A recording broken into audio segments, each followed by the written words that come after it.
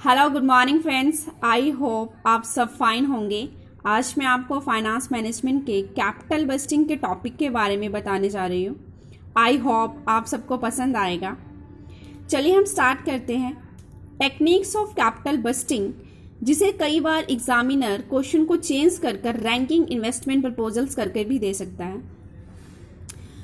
इसका दोनों का आंसर सेम होगा, आपको सेम ही आंसर इसके लिए रेडी करना पड़ेगा। कैपिटल बस्टिंग और रैंकिंग इन्वेस्टमेंट प्रपोजल क्या है? दोनों को ही प्रोजेक्ट सिलेक्शन एक्सरसाइज कहा जाता है। प्रोजेक्ट सिलेक्शन एक्सरसाइज क्यों हुआ?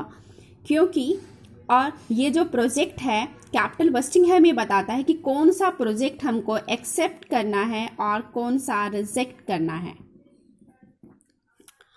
आंसर हम स्टार्ट करते हैं।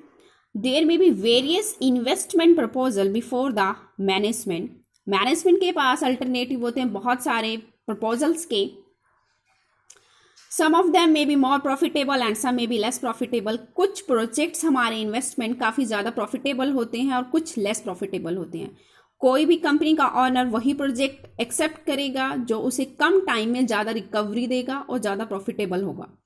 उस प्रोजेक्ट को वो एक्सेप्ट कर लेता है, अदरवाइज नेक्स्ट प्रोजेक्ट को अगर वो प्रॉफिटेबल नहीं है कम टाइम पीरियड में उसे रिजेक्ट कर देता है। कैपिटल बस्टिंग ही एक ऐसी टेक्निक्स हमें प्रोवाइड करता है जो हमें सिलेक्शंस में, रैंकिंग में हेल्प करता है कि हम किस प्रोजेक्ट को एक्सेप्ट करें और किसको रिजेक्ट। चलिए हम स्टार्ट करते हैं। कैपिटल बस्टिंग की टेक्निक्स को डिवाइड किया गया है 2 पार्ट्स में। फर्स्ट है ट्रेडिशनल टेक्निक, जिसे पुरानी टेक्निक कहा जाता है, जो पुराने टाइम से आ रही है। और सेकंड है सोफिस्टिकेटेड टेक्निक, जो मॉडर्न फैशन ईरा में कंपनीज ने अडॉप्ट कर रखी है प्रोजेक्ट को सिलेक्ट करने के लिए। ट्रेडिशनल टेक्निक में है payback method, average rate of return method. Sophisticated techniques में है net present value, internal rate of return और प्रॉफिटेबिलिटी इंडेक्स। आज मैं आपको पेबैक मेथड के बारे में बताऊंगी। ये फुल क्वेश्चन है एग्जामिनर 8 या 10 मार्क्स में जितने भी बीकॉम बीबीए के स्टूडेंट्स हैं उन सबको लार्ज क्वेश्चन, जो लॉन्ग क्वेश्चंस होता है 8 और 10 मार्क्स में, उसमें पूछा जाता है। मैंने इसे 8 और 10 मार्क्स के अकॉर्डिंग ही रेडी किया है। आप इसे नोट भी कर सकते हो अपनी नोटबुक्स में। चलिए हम स्टार्ट करते हैं पेबैक मैथड, जिसका मीनिंग है, आप लिखोगे the payback period of each project investment proposal is calculated. जो है इन्वेस्टमेंट का हमारा पेबैक पीरियड है, हमारे इन्वेस्टमेंट को कि हमारे लिए बेनिफिट है या नहीं उसे कैलकुलेट करने में हमारी हेल्प करता है। The investment proposal which has the list payback period is considered profitable if actual payback period is less than the standard. अगर हमारा इन्वेस्टमेंट प्रपोजल का पेबैक पीरियड जितना कम होगा हमारे स्टैंडर्ड पीरियड से, हम उस प्रोजेक्ट को एक्सेप्ट कर लेंगे, क्योंकि वो हमें कम टाइम में ज़्यादा प्रॉफिट देगा और इसलिए हम इस प्रोजेक्ट को एक्सेप्ट कर लेते हैं। जिस भी हमारे पेबैक पीरियड अगर हमारा ज़्यादा है हमारे स्टैंडर्ड पेबैक पीरियड से, तो हम उस प्रोजेक्ट को रिजेक्ट कर देते हैं। ऑब्वियसली सी बात, अगर हमें अपने 500 अगर मैं किसी को पे आउट करूँ, किसी को दूँ, वो मुझे जितनी जल्दी रिकवर होंगे मैं उस पर्सन को देना उतना ज़्यादा बेहतर समझूंगी। तो मैं क्या करती हूँ, इसलिए कंपनी भी उस प्रोजेक्ट को एक्सेप्ट करती है जो कम टाइम में उसे ज़्यादा प्रॉफिट दे, जितना उसने लगा रखा हो उतना उसे रिकवर हो जाए। फॉर्मूला क्या है पेबैक का? Investment upon constant annual cash flow. चलिए हम इसे एक एग्जांपल से समझते हैं। If the investment for a machinery is 50,000 and it will generate ₹10,000 each year for 10 years, payback will be. यदि किसी ऑनर ने अपनी मशीनरी में इन्वेस्ट किया है 50,000 और उसे 10 सालों में हर साल 10,000 रुपये मिलते हैं जो उसने सेट कर रखा है स्टैंडर्ड प्राइस, तो बताइए उसे एक्चुअल में पेबैक विल बी क्या होगा? पेबैक पीरियड क्या होगा? पेबैक क्या होता है? जितना भी इन्वेस्टमेंट है और कॉन्स्टेंटली उसे जो ईयरली में मिलेंगे 10,000, मतलब उसको अपने 50,000 सिंपली उसे अपने 50,000 5 ईयर में रिकवर हो जाएंगे। तो ये उसके लिए एक्सेप्टेबल प्रपोजल होगा। हर एक चीज़ के अपने मेरिट्स और डिमेरिट्स होते हैं। अपनी एडवांटेजेस और डिसएडवांटेजेस होती हैं जिस कारण वो चीज़ एक्सेप्ट की जाती है। अब चलिए हम एडवांटेजेस के बारे में पढ़ते हैं।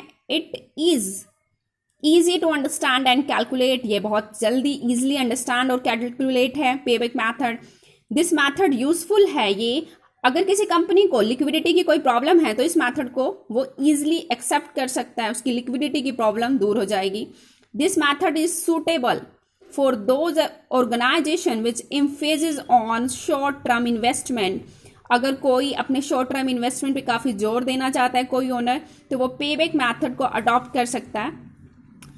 This method also use to find out internal rate of return. ये method internal rate of return को निकालने में बहुत ज़्यादा बेनिफिट है। This method is useful for which face the problem of liquidity. ये पॉइंट आपके पास अगेन आ चुका है, इसमें आप ये लिख लीजिए कि ये इग्नोर करता है टाइम वैल्यू ऑफ मनी को, टाइम वैल्यू ऑफ मनी। इसका फिफ्थ पॉइंट है, ये इग्नोर करता है टाइम वैल्यू ऑफ मनी को, इसलिए ये मेथड अडॉप्ट किया जाता है। इसका डिसएडवांटेजेस क्या है? This method does not take into account the total life time of projects को ये नहीं बताता, ये लेता ही नहीं है। This method also does not take in the account of time value of money.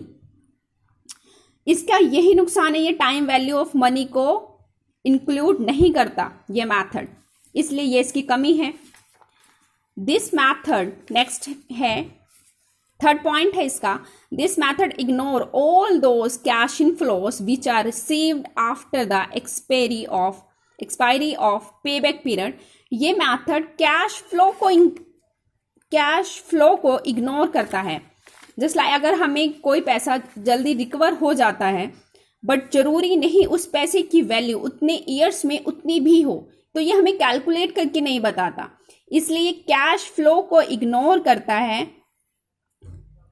ये इसकी बहुत एक ड्रॉबैक है। चलिए अब हम सेकेंड मेथड से पेबैक मेथड को निकालना बताते हैं आपको। Second method is used when the generated cash flow from the project are not constant. वो ये कह रहा है अगर आपने किसी इन्वेस्टमेंट कहीं लगाई है और आपको इन्वेस्टमेंट की रिकवरी कॉन्स्टेंटली नहीं मिलती, जैसे पिछले बार आपको हर बार 20,000 आपको किसी प्रोजेक्ट में लगाने से मिल जा रहे थे। अगर आप जैसे मान लो आपको ऑलवेज 20,000 5 ईयर्स में कॉन्टिन्यूसली मिल जा रहे हैं, तो ये आपकी कांस्टेंट रिकवरी हुई। बट मान लो अगर आप किसी प्रोजेक्ट में पैसा लगाने पर कांस्टेंट रिकवरी नहीं मिलती, तो आप कैसे पेबैक मेथड निकालोगे?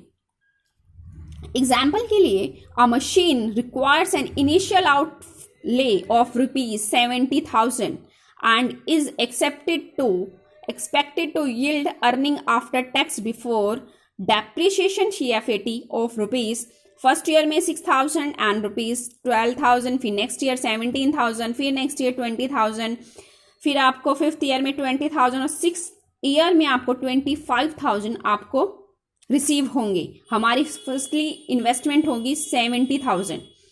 1 to 6 रिस्पेक्टली आपको ईयर्स दे रखे हैं। कैलकुलेट करो द पेबैक मैथड। एक सिंपल था जिसमें आप कैलकुलेट करके फॉर्मूला लगा के इन्वेस्टमेंट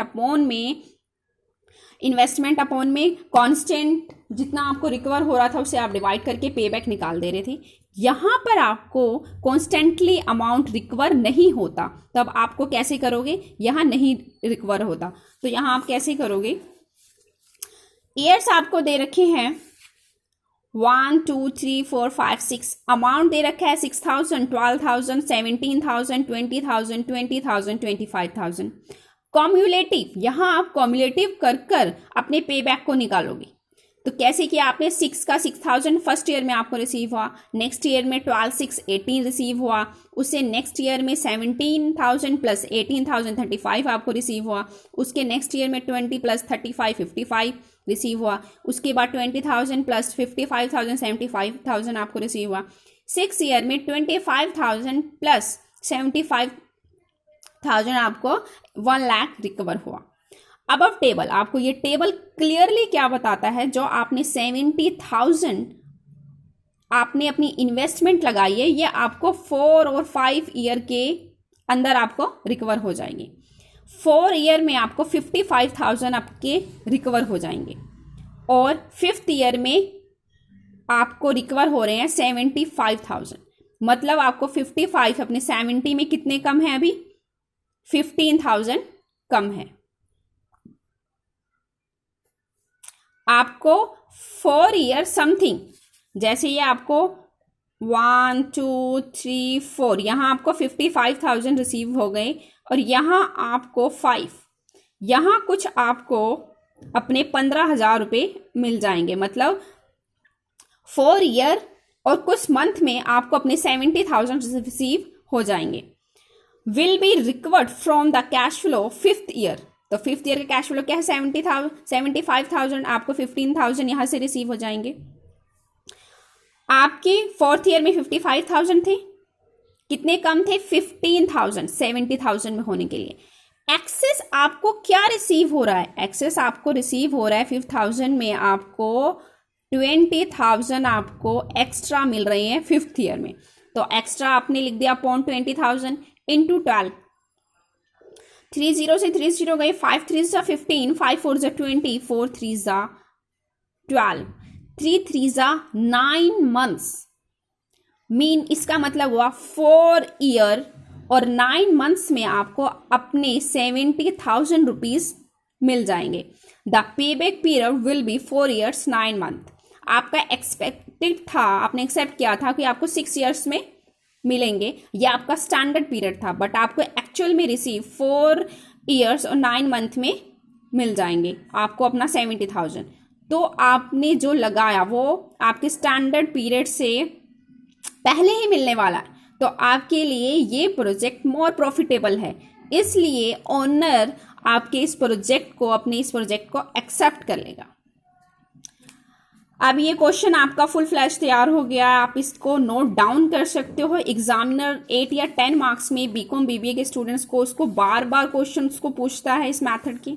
नेक्स्ट टेक्निक्स मैं आपको अगली बार बताऊंगी नेक्स्ट वीडियो में। आप इसको रेडी कर लीजिए। अगर कोई प्रॉब्लम हो ये समझने में तो प्लीज़ कमेंट करके ज़रूर बताइए, लाइक कीजिए, सब्सक्राइब कीजिए। And thank you very much and bye.